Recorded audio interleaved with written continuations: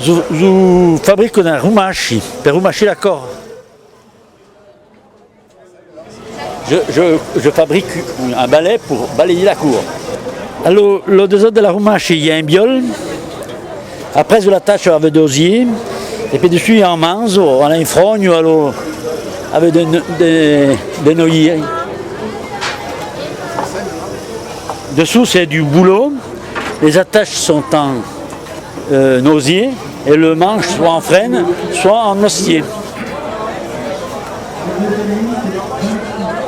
puis, alors, pour serrer, vous avez une corde. Je vais vous l'attacher. Comme ça, on va faire.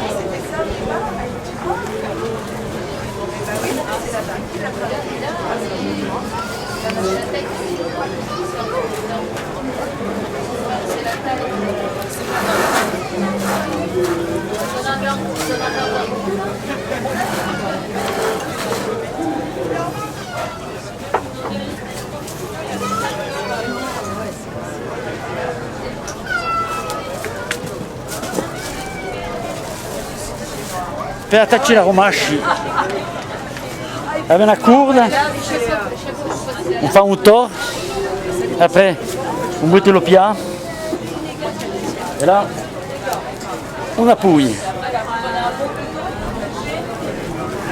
Il serrant. Alors pour l'attacher, on fait un tour avec la corde, on met le pied. Et après, il n'y a plus qu'à l'attacher. Parce que je vous disais, la façon d'attacher, avec le pied comme ça, là, votre poids dessus, là, si vous mettez le doigt, je ne pense pas qu'il va en rester beaucoup. Hein. Et là, votre poids, 70 kg sur la corde, là, ça sert. Hein. Voilà. Et on faisait ça l'hiver. On faisait ça d'hiver pendant qu'il y avait le mauvais temps, à la veilla. Le fen, les raccommodavam le broie et le reste, et les hommes faisaient les rumaches et réparaient l'uracé. Donc en hiver, pendant la veillée, on faisait ça. Les femmes, elles faisaient du raccommodage et les hommes, ils réparaient les outils et ils faisaient des balais. On créait comment dire, c'est un peu, c'est pas des histoires, mais je dirais c'était un peu des rimes qu'on faisait. C'était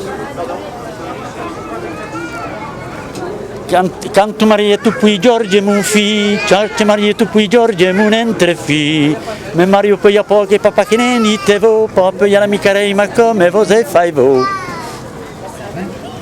Et puis il y a des rimes, ça existe des couplets, tant que vous voulez. Che gli assari su come alliance, lo so de ce Mario, Giorgio mon figlio, gli assarei na bagaino, papa che ne ditevo, proprio una viera qui come vous fai vous. Dieu la bousserait su cucci la nuit des noces, Giorgio mon fils, Dieu la bousserait su cucci lo so de tes noces, Giorgio mon entrefi. Degli tenogli papa che ne ditevo, proprio dans la reste de l'onne come vous fai vous. C'est l'histoire d'un fils qui demande à son père, le père qui dit à son fils, quand te marieras-tu mon fils, voilà, alors je me marierai puis à papa quand dites-vous, pas à la mi-carême comme vous avez fait vous, et puis après qu'est-ce que tu lui achèteras comme alliance, qu'est-ce que tu lui donneras comme lit mon fils, ainsi de suite. Et il lui répond toujours un peu d'une façon ironique, je dirais l'extrême presque. On ne pratique plus tellement. Alors ça fait qu'on a du mal des fois à, je dirais, il y a des mots qui n'existaient pas et qui existent maintenant.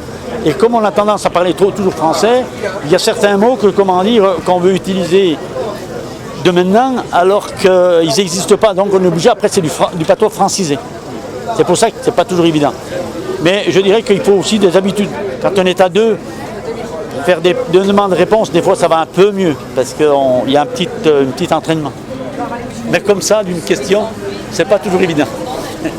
Bourg-Saint-Maurice. À Bourg-Saint-Maurice. Oui. Ouais, de toute façon, chez moi, on a toujours parlé patois. Ah oui. Et on s'est fait disputer quelquefois en allant à l'école quand on parlait patois. Voilà. Les temps ont changé.